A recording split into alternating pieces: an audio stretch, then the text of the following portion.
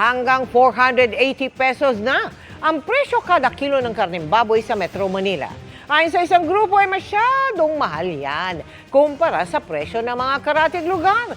Kaya mungkahin nila magtakda ng maximum suggested retail price para sa baboy dito sa NCR. Nakatutok si Bernadette Reyes.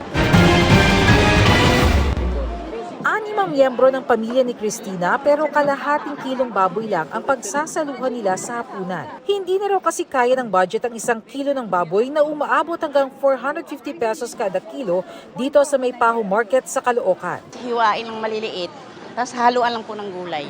Tapos para po marami, tapos sabawan. Sa karinderya namang ito, hindi na muna nagtitinda ng mga putahing may sangkap na baboy. Ang baboy po kasi talaga ngayon mahal. Kaya po kung ano yung mababa, yun po ang niluluto namin. Ganyan na?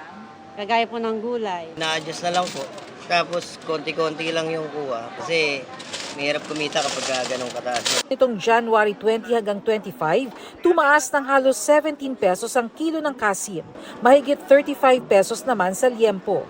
Pero ngayong mababa naman ang farm gate price ng baboy, pag-aaralan daw ng DA kung bakit mataas ang presyo ngayon. Maaari daw na may nananamantala. Pero ayon sa Samahang Industriya ng Agrikultura o SINAG, sa Metro Manila lang daw ganito kataas ang presyo. Sa labas ng Metro Manila, pasok sa kwenta nila ang presyo ng baboy. Nasa 380 to 400 yung liempo. So yung kasim nasa 350 to 360. From 220 to 240 ang farm gate price.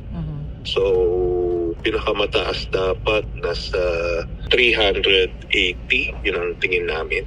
Kaya naman mungkahi ng SINAG, dapat na ring lagyan ng maximum suggested retail price ang baboy sa Metro Manila. Nagkaroon kami ng usapan ni SEC na mag-set ng meeting, no, para ma-check yung retail price dahil sobrang mataas yung 480. Pinag-aaralan na yan ng Department of Agriculture. Ngayon ko palang uupuan talaga yan at to see the whole value chain kung saan na pupunta yung nawawalang, hindi naman nawawala, yung margin na 100 to 150 pesos.